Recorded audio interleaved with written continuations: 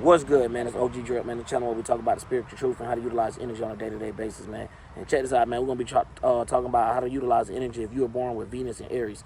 Now, before even going into Venus and Aries, man, we got to know these two things right here.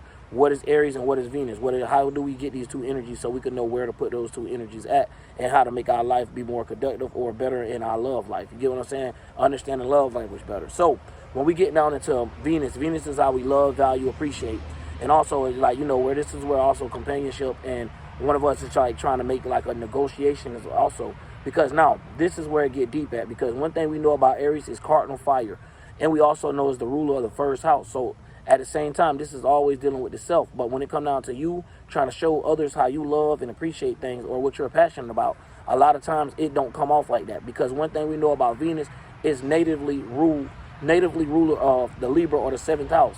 So when you're looking at the 7th house, this is the relatability. So you're in the opposition of that out the gate. So a lot of times where you have something or you feel like this is what it takes for a love life or this is how love should be, a lot of times you're going to come up with your situations based off of yourself and not really go on to your partner to try to figure out what they got going on. Now, this is where it comes down to be trouble because a lot of times Aries could go out their way and feeling their will to try to show you everything. And that might not necessarily be what the love or the person that they're trying to get attention, because a lot of times you can show people and make them feel it all day, but a lot of times people, the emotions don't be around for that. So a lot of times this is where the Aries energy fall like weak to of you trying to like be around to yourself or stick better with your plans and thinking it's going to make y'all love life work better. So when it comes down to different groups, yes, you have an Aries boy where it's more effective at, or Aries man where it's way more effective because this man has been in this world longer and has certain experiences. So due to them having, ways of life, they done made a way that they feel like they need to be by themselves. So a lot of times this could be also a thing in your head where you feel like you might need to be by yourself. But it's not necessarily what it means. This is where you take your own creativity, your own spark, and actually bring it into your relationship. Now, the thing about that is you already know what to bring. You're very creative. The thing is, you don't know where to bring it because you don't have a partner telling you, hey, I need it here in this direction. So when you're able to come down with a partner, which takes two, you're able to sit down and come up with an understanding with each other. So when it comes down to that, Venus playing out in this house plays a lot of funny figures because Aries is always about the separate energy, that I can do this all on my own. And how a relationship work, it don't supposed to be all on your own.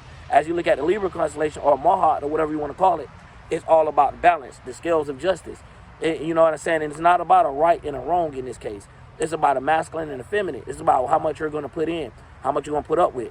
So with a woman being an Aries, it plays out a little different because they might put their emotions to a degree more than they would take action to things. So a lot of times when it comes down to your Venus playing out, since it's close to a feminine energy, you seem to play off more of the opposite end of you're trying to be the balls of the operation, basically. So a lot of times for Venus being in Aries for the women, they'll end up running off men if they come at a man too aggressively about their passion, because you got to remember this also the willpower house. So when it comes down to aggression and getting something done, the Aries will be the first house to start. Before anything get going, we got to get it started first. So this is where we got the head of the wheel or the head of the body. So anytime you're looking at the love and understanding that you can't be hard-headed when it comes down to understanding somebody hard. It's a very different emotion. You get what I'm saying? So a lot of times this is the reason why Venus and Aries go through terms in a relationship where they feel like, I don't think my love partner know what's right. It don't seem like it's leading us in the right way. Even though they're going their way about it, it still might end you up in a situation which y'all didn't even have to be in. You probably done had your partner 10 times, but by you making your love so to yourself, it's like, how the hell you going to be in love with somebody and you so stuck on yourself?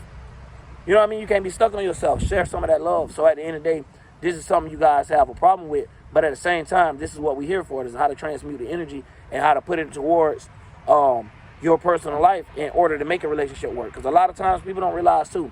And those two of a relationship, and I'm going to add this part in the Libra as well, that a lot of times with these two in a relationship, if these two can't hold one of his own, somebody take the shit end of the stick. And the way that the Aries constellation is set up is, hey, if I got to take the shit end of the stick, I'd rather do it all myself.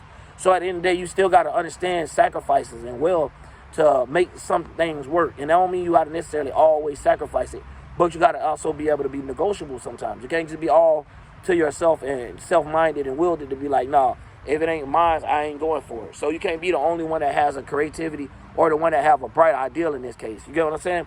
So when it come down to this is how to express your love, is by you taking yourself, showing your characteristics to the one that you love. You know what I mean? Show them what you're good at. Show them what, you know, the war, the God you is in this situation when it come down to war. Be like, yeah, I'm the best at this.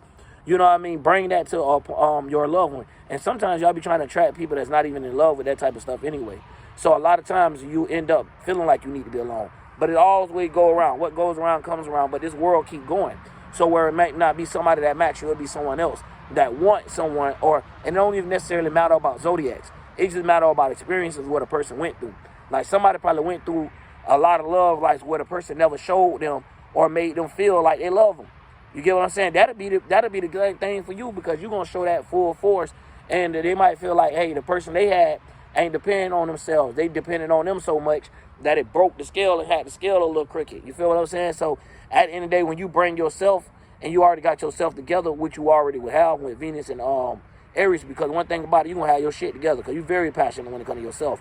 So you trying to dive in the job, make sure you got these financial ends and make things meet, most definitely. And that's the reason why it's so close to the Taurus house too, which I'm going to be breaking out in the next video. But anyway, check this out.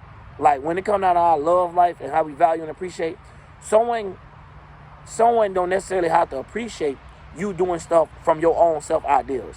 You get what I'm saying? It's like, no, you're doing this. You might feel like it need to be appreciated because it's what you're doing. But did your action partner? Did you figure out what your other half wanted? You know what I'm saying? And this another thing. So when it comes down to it, they both. So like I said, I'm going to break down Venus and Libra as well, because they both play out in a way. And we're going to show all the compatibilities between these signs as well.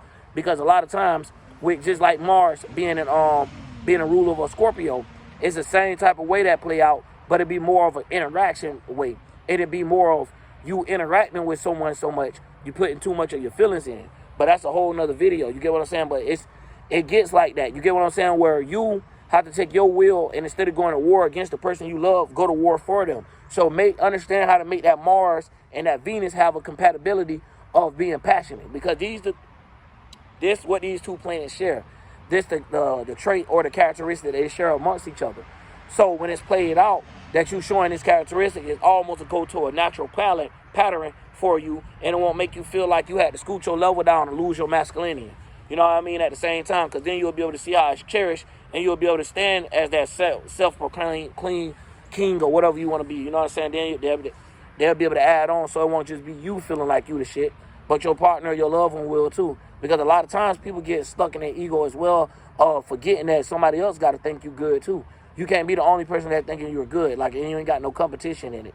You get what I'm saying? So at the same time, when you take your competition or your competitive energy and you show this person, hey, yo, this is what I've been crafting. You know what I'm saying? At the end of the day, this is what I've been working on. I'm the best at this.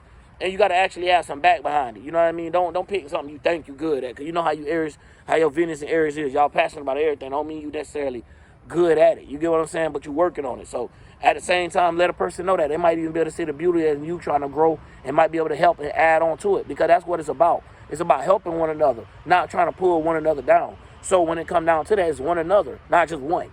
So Aries got to understand that, man. We understand this is number one, but that ain't what it's always about. But anyways, man, that's the short what I'm going to do on this. I ain't going to really get down to the deep details, like talk about the debilitated planets and all that to try to lose people, because I want people to be able to focus in on how these energies play out, because you might not even know where your Venus at. And at the end of the day, you might be like, damn, why every time I'm trying to show this ain't what people want? Or why every time I feel like this ain't how others feel? Or why every time I think like this, others don't think like this? Or why every time I bring something to the table, ain't nobody else bringing nothing to the table? Because we already know Venus plays out in different elements, different ways. But at the end of the day, man, that's all I'm going to say for Venus being in Aries. OG Drill.